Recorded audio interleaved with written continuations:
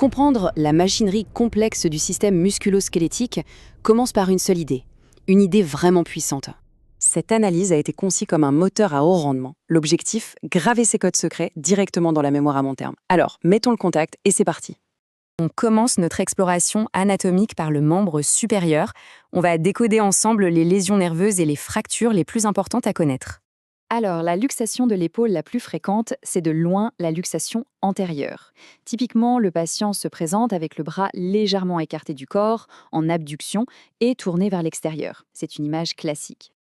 Et là, le point absolument crucial, le réflexe à avoir, c'est d'associer immédiatement la luxation antérieure de l'épaule avec le nerf axillaire. C'est une connexion directe, un classique des examens. Le mnémonique est simple. Axillaire, ça sonne comme aisselle et c'est exactement là que ça se passe. On continue notre descente le long du bras. Une fracture en plein milieu de l'humérus, au niveau de sa diaphyse, met en danger un autre nerf majeur. Et ça illustre parfaitement comment l'anatomie dicte la clinique. Il faut imaginer le nerf radial qui s'enroule littéralement autour de l'humérus, pile à l'endroit où ces fractures surviennent.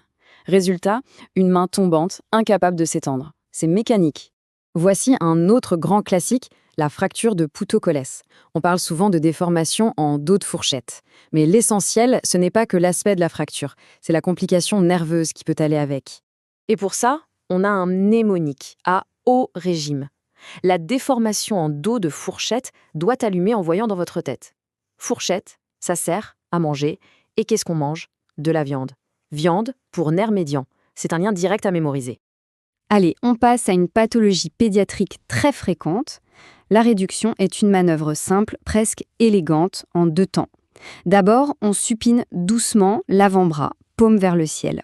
Et ensuite, on effectue une flexion complète du coude. C'est tout. Bien, maintenant, on accélère. On passe au membre inférieur pour maîtriser les pathologies qui commandent notre mobilité. Attention, ici, il y a une distinction cruciale à faire. Contrairement à l'épaule, la luxation de hanche est le plus souvent postérieure. L'image à retenir, c'est l'accident de voiture, la blessure du tableau de bord, où le genou heurte le tableau et pousse le fémur en arrière. Et juste derrière, qui est en danger? Le nerf sciatique. Pour le genou, il existe plusieurs tests, bien sûr. Mais s'il ne fallait en retenir qu'un pour le ligament croisé antérieur, ce serait celui-là, le test de Lachman. C'est la référence, le test le plus sensible. C'est celui-là qu'il faut connaître pour les examens. On termine avec le pied. Ce signe clinique, le pied tombant, cette incapacité à relever le pied, c'est comme un signal d'alarme qui pointe directement vers une lésion nerveuse bien précise. Et ce signal, il nous mène tout droit au nerf fibulaire commun. C'est un circuit direct. On voit un pied qui tombe, on pense nerf fibulaire commun. La connexion doit être instantanée. C'est une association à haute fréquence. Parfait, le moteur est maintenant à son rendement maximal. On va intégrer toutes ces connaissances pour aborder les grandes pathologies rhumatologiques systémiques. Alors, ce tableau peut paraître complexe, mais il y a un code très simple à déchiffrer. Pour la goutte, retenez la lettre N. Cristaux en forme d'aiguillenne et ils sont négativement biréfringents. C'est aussi simple que ça. Pour la pseudogoutte, c'est l'inverse.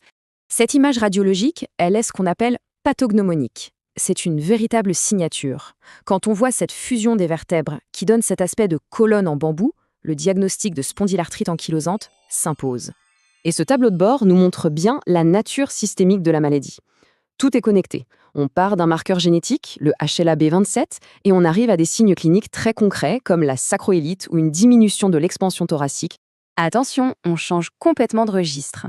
Contrairement aux maladies inflammatoires, la fibromyalgie est un diagnostic basé sur une douleur diffuse. Et le chiffre clé à graver dans sa mémoire, c'est 11.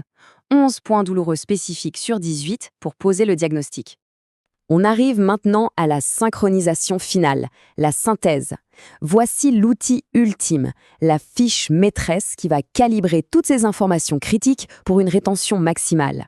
Voilà, mémoriser ce tableau, le visualiser encore et encore, c'est la clé absolue pour enfin